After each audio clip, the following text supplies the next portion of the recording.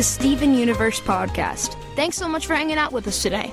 I'm your host, McKenzie Atwood, and I'm about to be joined by all kinds of Crewniverse members so that we can talk about Amethyst.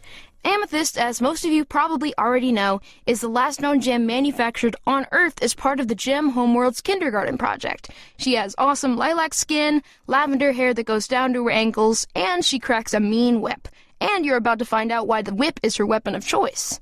She's also voiced by the super talented Michaela Dietz, who will be joining us a little later along with fellow cast member Deedee Magno, the voice of Pearl.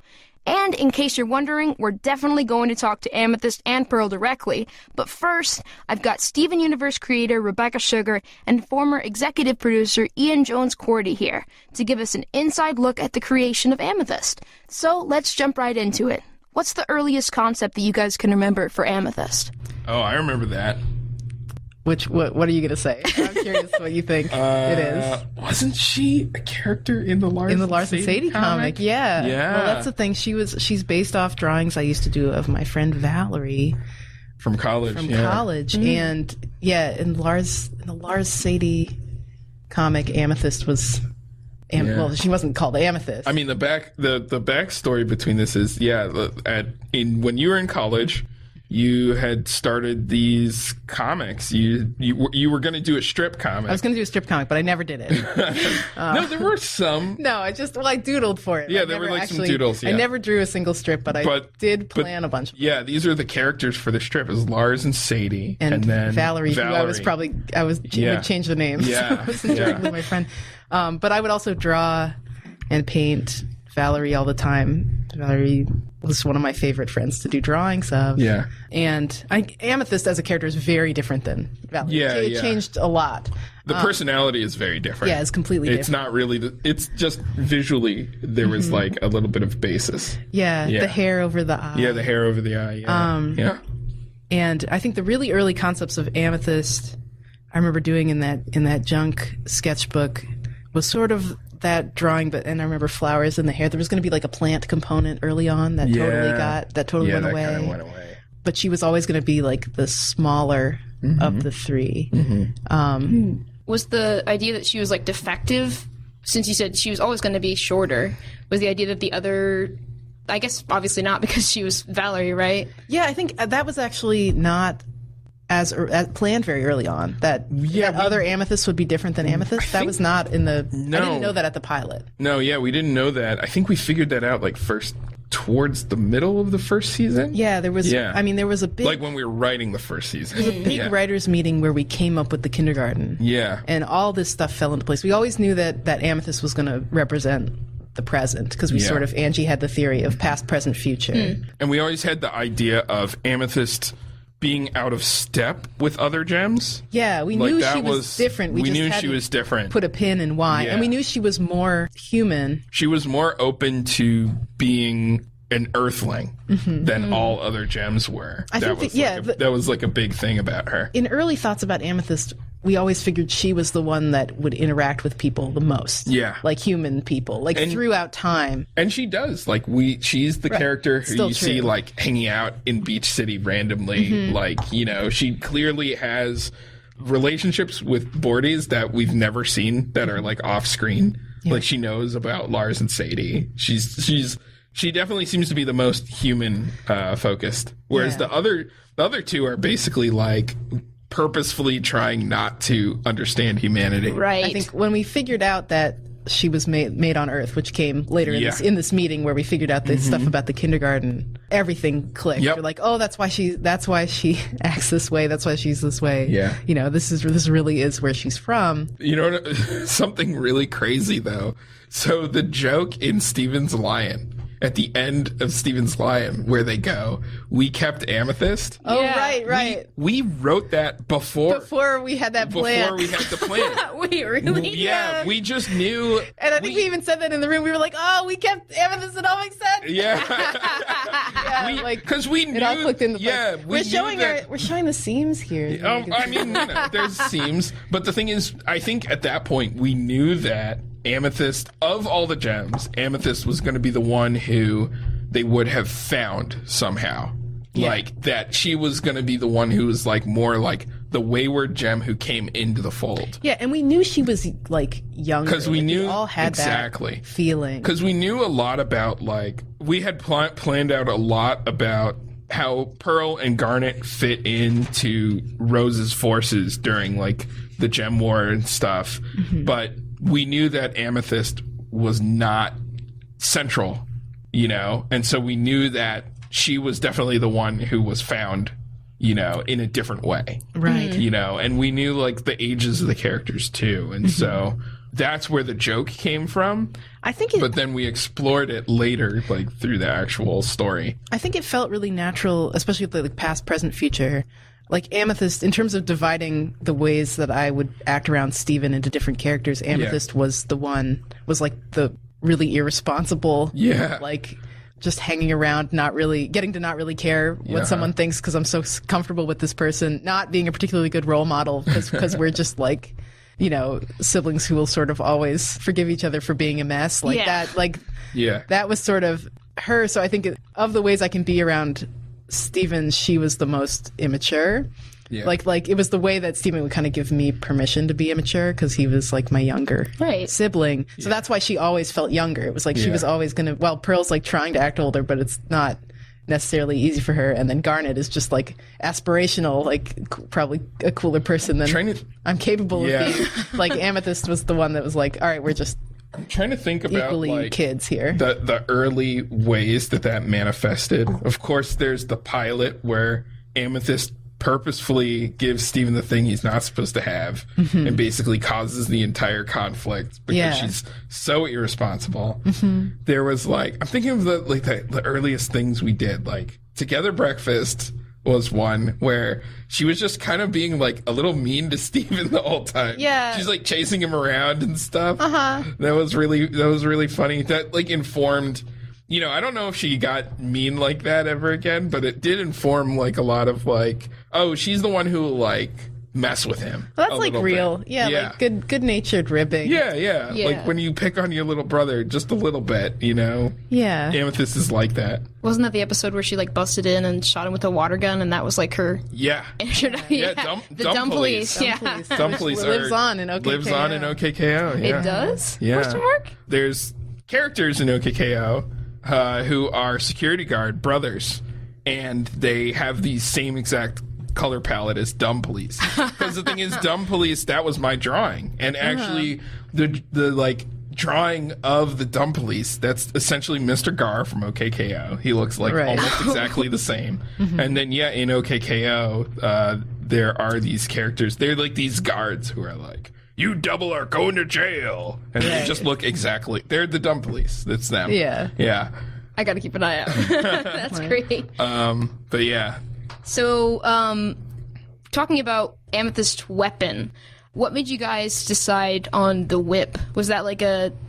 I mean, those things seemed like they came along later in development, right? No, that was really early. Yeah, everyone's weapons came really early. Yeah, the weapons were like some of the earliest things that. That's the biggest example of it. So the Apollonian Dionysian thing, you know, the spear is Apollonian; it's a big pointing object, and the whip is Dionysian; it's a big fluid shape. It's like it's completely flexible. That was some of the earliest stuff, and then Paul, I think, had a theory that they would be a knight, a cowboy, and a boxer, something to that effect. And they would all have these very different styles. Because we were working with Paul Valleca really early on, on super early doodles. I think I even have a picture of Garnet with a hammer that's like ancient. And also, I remember there was an idea about the whip, too, that as opposed to the others, like a spear and fists can really get thrown at something and hit them. But a whip is sort of like... It's like you can whip someone, but it's also you can tie people up. There's like kind of multi-functions to it, which is like Amethyst. It's just all about flexibility. That's your thing. It's a lot more flexible. Flexibility and fluidity in every facet of Amethyst. Right. So the shape-shifting thing also kind of speaks to that.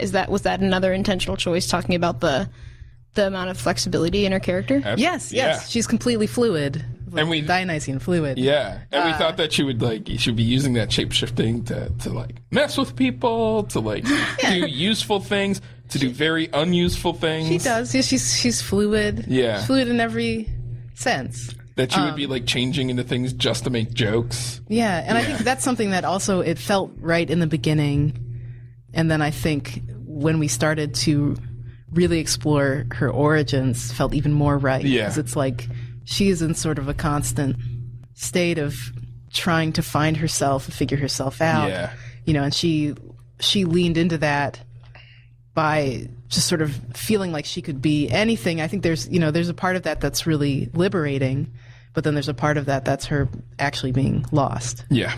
It also comes to mind thinking about like the fact that she's the one who's fused with all the different characters, just like the versatility there. And it was a big point when she was the one who could fuse with Steven for the first time for a gem. What was the decision there? That made a lot of sense to me because I think Amethyst and Steven are the most like me and Steve. I'm showing my hand here that I'm more irresponsible Steven than responsible, but the two of them I think are the most like our actual sibling relationship, especially through that arc. And Amethyst as the most flexible character would obviously be the one who it's easiest to fuse with of the three main gems. They're the closest, and they're both, I mean, that's sort of why it's Earthlings. Mm-hmm. They're just the most, I'd say the most alike. It's not that they're alike. No, but they're the most similar in like both sort of having to deal with being a weird kind of gem that has only ever known the Earth. Mm-hmm. And I think that they kind of have that same, Garnet and Pearl have there's a little more mystery there. But Amethyst is kind of like, will lay all the cards on the table if you really like get to know her. Yeah, Steven, at this point, Steven kind of knows like almost everything about Amethyst that Amethyst has to or had to offer Steven. Mm-hmm. They're very open with each other, and I think they sort of will give and take between each other in a way that he can't do with Garnet or Pearl, who are more protective and... Yeah, and even in like the course of the series, Amethyst is the first gem to sort of open up to Steven. Mm-hmm. Like really early on, like Tiger Millionaire. Mm-hmm. She kind of just like, you get to see a lot of what's going on with her. And I think she's the one who has changed the most of like the characters. You've seen Amethyst become several different people over the course of the series. I think it comes back to not just to her flexibility, but to her as the character that represents the present. Yeah. Because Steven is sort of with her in the present. They're experiencing things together that are new for both of them. And it's a little different when he's interacting with Pearl, who has so much going back into the past that he doesn't know. Exactly. And then when he's interacting with Garnet, who is sort of so ahead of things and so, in her own... That it kind of makes it hard even to talk to her. Mind. Yeah. Right. Yeah. The thing you said about Amethyst coming the furthest and talking about Steven and Amethyst's relationship makes me think about what Rose's and Amethyst's relationship was like, because I know we saw that, from Maximum Capacity that Amethyst was in a pretty vulnerable place when Rose left. Mm-hmm. Can you speak to any of that? Before you get into that, I would say and we see it in the flashback episodes that before Steven existed, Amethyst was kind of the Steven of the group in a way. Mm-hmm. True. Like she was new. She was new, and she was the one who was constantly getting them in trouble, and like that was a little bit of her role back then. Yeah, I think the fluidity that Amethyst has was something that was very encouraged by Rose. Mm-hmm. Yeah. And I think that the ways that Amethyst was different was something that Rose obviously knew, but she never wanted Amethyst to feel different. Yeah. I think that Amethyst was kind of in a position that Steven was in, where she was being sheltered from a lot of information that might sort of puncture this bubble, this comfortable bubble that she's in. And that's kind of typical of Rose in a way. Yeah, because she wants to protect people from... She wants to protect people... From the truth. From the truth, yeah. And I think there's an aspect of Amethyst that's sort of a kid who was raised by hippie parents. Yeah. And the ways that can be really great, but the ways that can also be really confusing and frustrating. She had no structure. Yeah, she had no structure. She could do anything. She could be anything. Which is kind of like frustrating because like she was encouraged to do anything, be anything, but no one ever told her, okay, but you can also be this. Like, they never gave her the option of what she could be. Right. Which is, and it's not like there's a right way, because of course I think that the alternative, there's like a reason they didn't want to tell her about all these stifling gem rules. They're awful. You know, they all were living there to get away from them. So the last thing they want to do is tell this gem who, you know, is free to be anything she could possibly want to be. Like, by the way, here's like how our hierarchy works. The thing that we spent forever trying to like, you know, so I mean, you know, get away from. It's like when you're a kid, you know, I don't know, like, at least I used to feel like this when I was a kid, but like, it stinks to have rules, like stifling rules that like stop you from doing what you want to do. But on the other hand, you need the rules so you can have something to like rebel against, you know, like you need to have like a little bit of structure so you can define yourself either with the rules or against the rules. And Pearl and Garnet had that because they both came from these strict societies where Garnet wasn't allowed to be herself. Pearl, you know, wasn't allowed to be independent. Pearl wasn't allowed to be independent. Yeah. But Amethyst had no rules, so it's like you can just do whatever. And so she kind of ended up in this weird kind of. But you'd have to like all of their behavior was colored by these things that they knew and she didn't know, and she picked up on all of that stuff, and she knows that too. Like when she goes back to the kindergarten, she's like, "This is fine, right?" But she knows she knows it's not, and she doesn't really know why. Yeah, she just knows it was something that everyone feels really awful about. I mean, she does.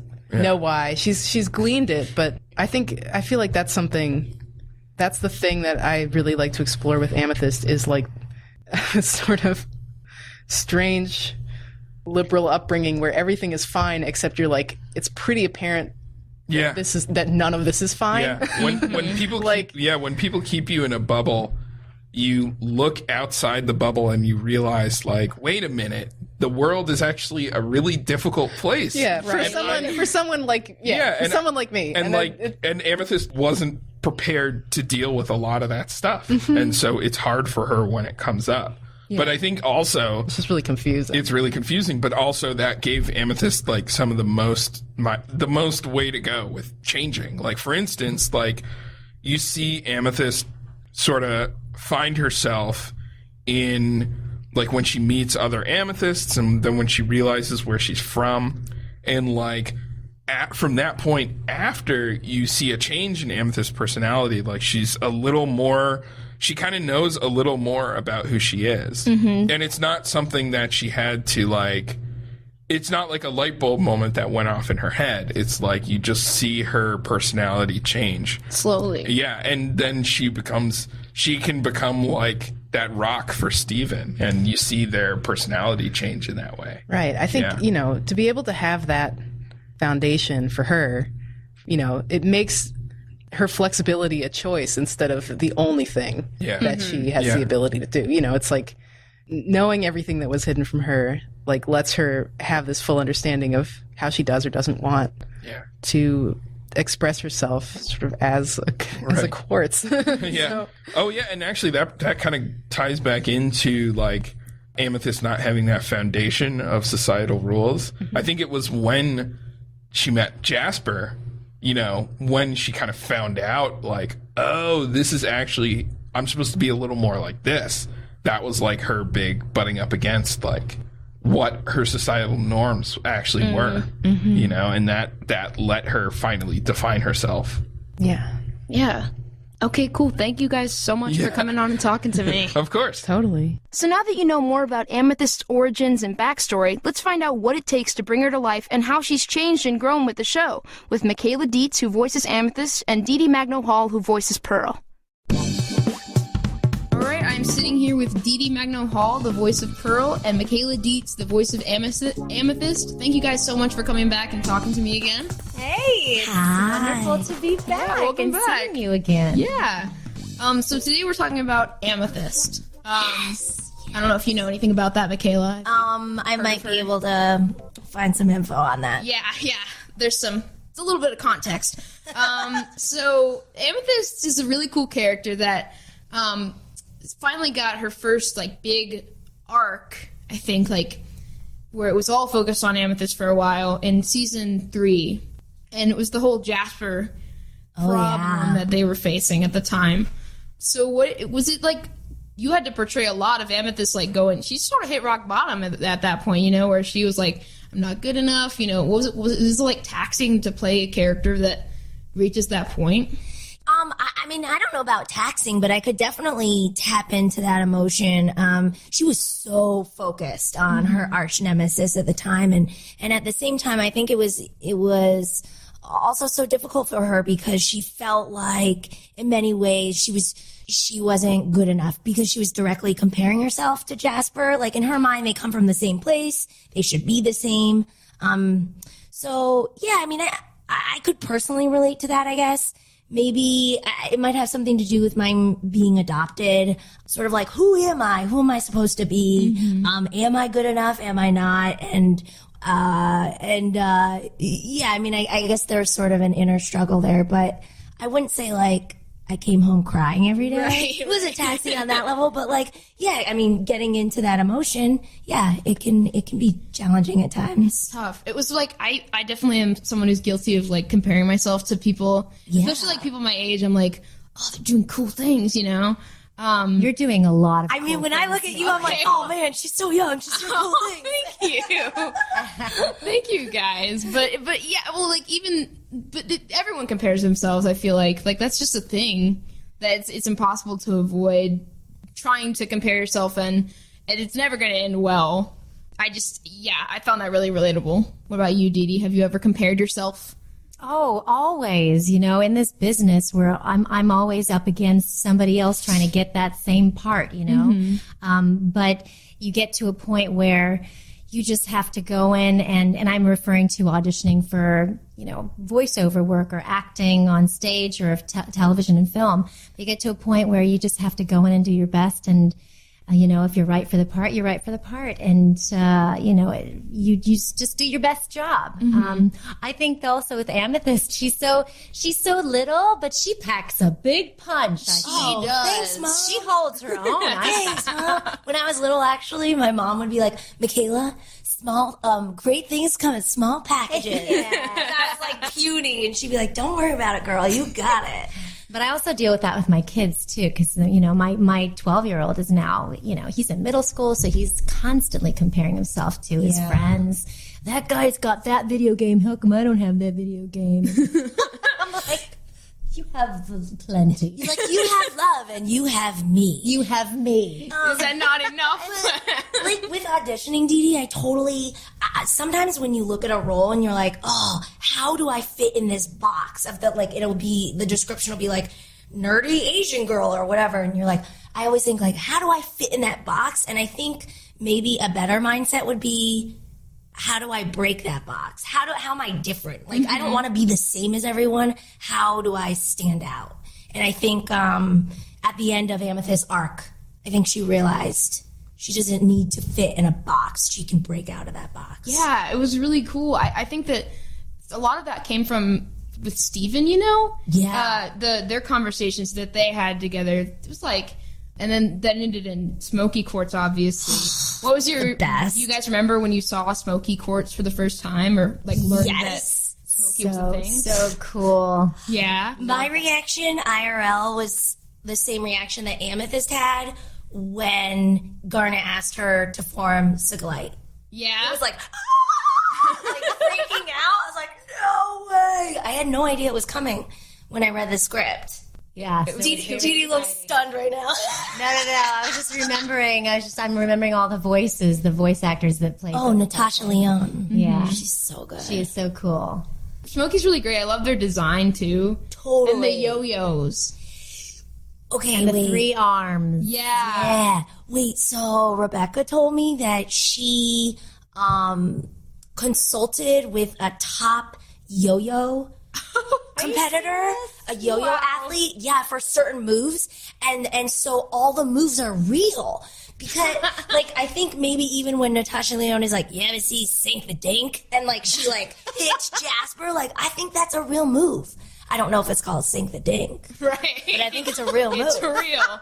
That's incredible. Is that amazing? Aren't people fighting with yo-yos in real life? That's my question. I mean, well, Maybe I think now they are. They are fighting, but not inducing physical harm. Like, there are yo-yo competitions. There's one I think like an hour from here. Incredible. Yeah, and I would like to go, and I'm inviting everyone in this room. Maybe we should all go next year together. Yeah, let's go. I love it. They do it to music. It's insane. That sounds incredible. We should get Smokey on that too. Okay, I would love that. By the way, I have, dabbled with the yo-yo. Oh, the yo-yo. And gosh, if it was a weapon, it would hurt because I have, found that to be true. Yeah. When you're trying to walk the dog. IRL. I've never said that before. Congratulations, Deedee. Thank you. Way to breathe. So good. So, you're talking about the arc and everything. What kind of lessons do you think that one... well, we talked about that with, like, the not comparing yourself to others and stuff like that.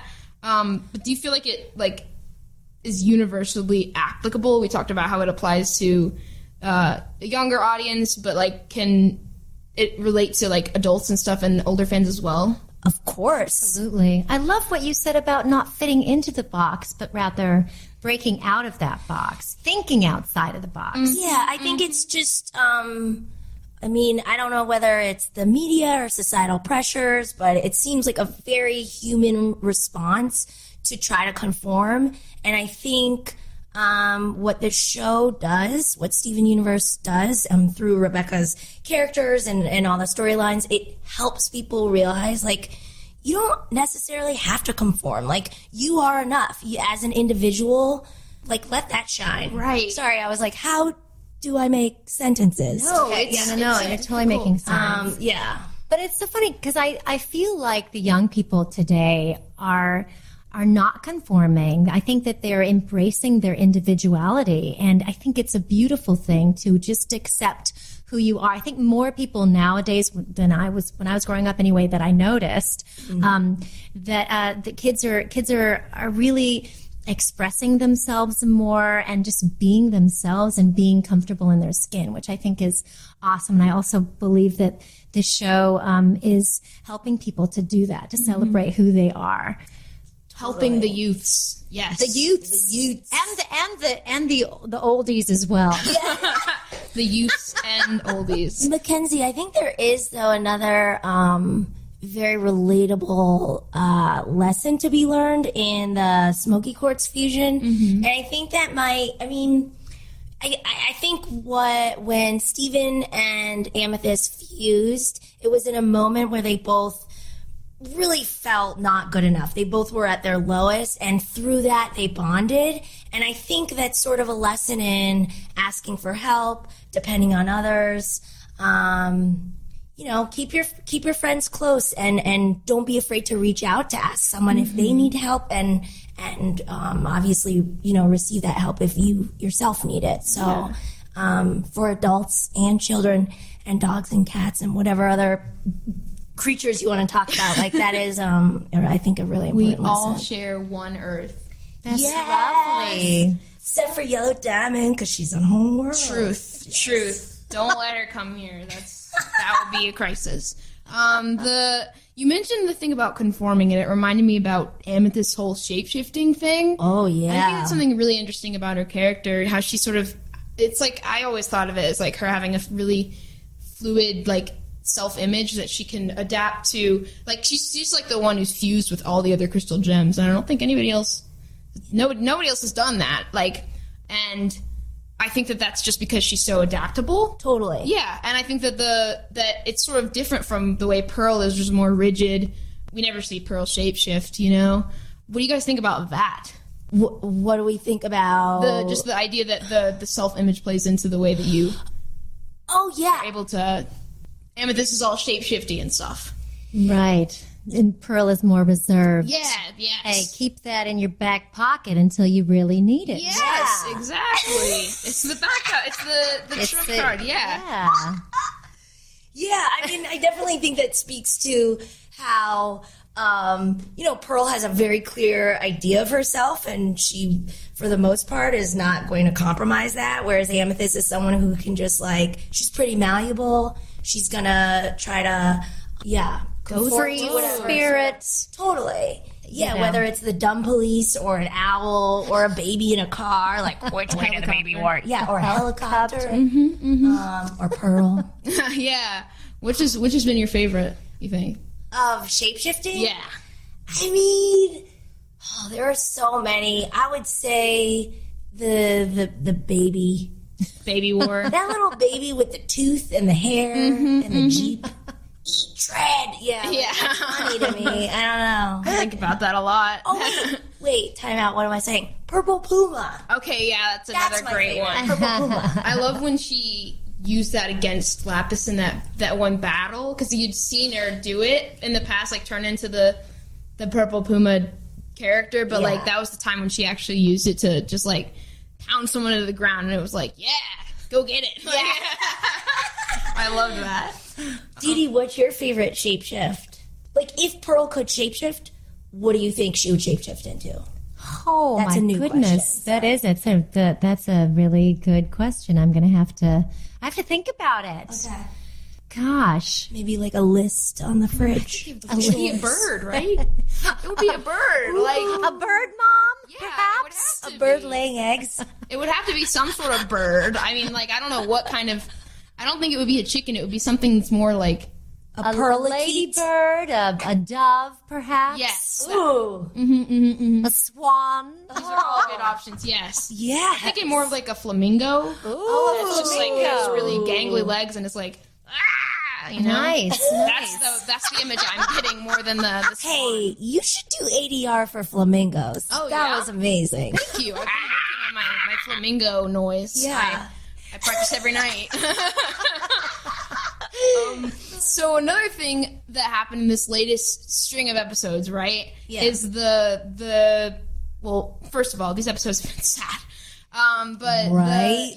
Yeah. We got to watch a bunch of them back to back, and we all were like, yeah, my tissue, heart please. hurts. Yeah, but one of the ones that Amethyst is in Back to the Kindergarten. Ooh, I love that one. Yeah, and she really helps out Peridot in that episode. I thought it was really cool to see the tough love side of Amethyst. Yeah. Who really just like you said, it was helping people out, helping someone else who's hit rock bottom, and just sort of pulling her out of the bathroom where she's laying on the floor and listening to sad music and taking her to the kindergarten if that's what it takes. Yeah. What do you think that says about Amethyst? Well, okay, wait. Sorry. Side note.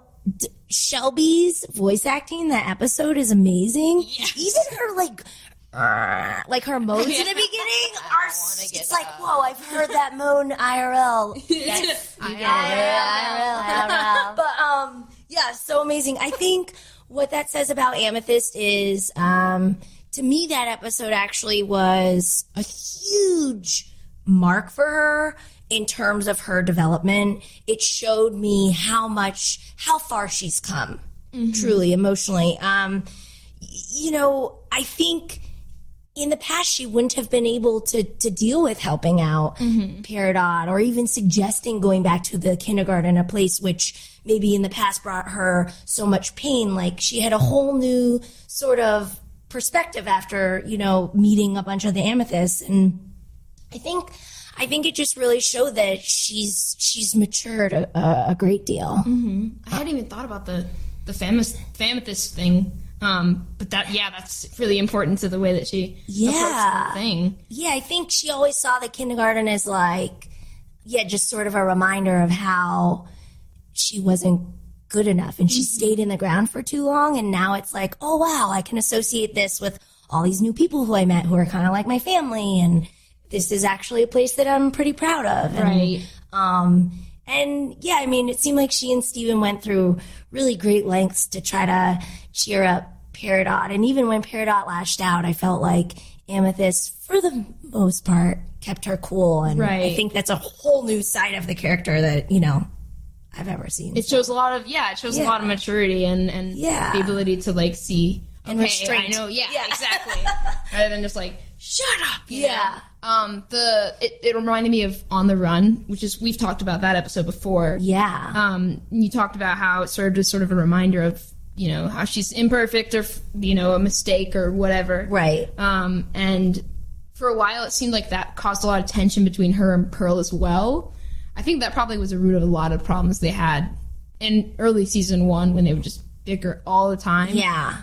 What do you think it was like helped her get over that as well? Like the Amethyst thing, or was that just Well, I think that yes, the kindergarten was a cause of tension between Amethyst and Pearl, but I think it also, there's a flip side of that, and I think it was a place where they actually physically bonded. That moment when they were like hugging, and that was a whole new start in their relationship, and so maybe that also led to your being so adult-like with Peridot. Yes, Mom. Bringing her back there and being a good friend. Yeah. The Shorty squad. I wish Pearl had been in that ep. I think she would have been very proud of Steven and Amethyst. Don't you think? Yeah. That would have been cute. And maybe helped us plant some cool things. I think she would have. That would have inevitably died. Yeah. Okay, my last question I have for you is would you love to see a Shorty Squad fusion, the Peridot, Amethyst, Steven? Both of you. Oh my gosh, that would be so fun. Yeah?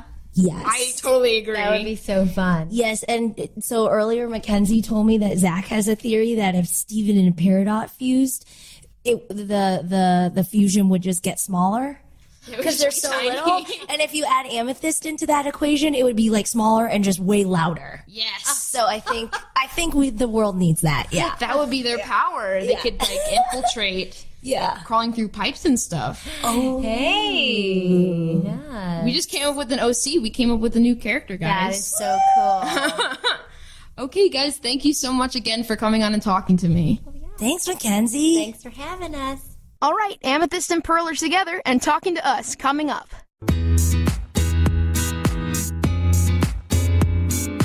All right, I am sitting here with Amethyst and Pearl. What's up? Yeah, hey guys, how are you doing? Hello. I've got some questions for you, Amethyst and Pearl. Feel free to chime in if you have anything to add. Oh, okay. So first question I have is from Cree, who wants to know, what's your favorite thing to shapeshift into? Okay. Hey, Cray. My favorite thing to shapeshift into is probably Pearl. Womp womp. Amethyst. Really? Never fails, never gets old. You're welcome, Cree. Next question is from Nancy, who wants to know, how did meeting the other Amethyst change your outlook and your, idea of yourself? Oh, man. I mean, meeting the Amethyst was amazing, and it changed my sense of self in that now I have other people who look like myself. It's crazy. Now I have, the Famethyst, and they're so funny. They're pranksters just like me. We like to mess with Steven. It's great. It's nice to have friends. The squad. Yeah. Good. A question from Isa, who wants to know, have you ever posed as somebody's cat? I'm thinking long term, I guess sneaking into their house. Oh, and or something. Yeah. Oh, yeah.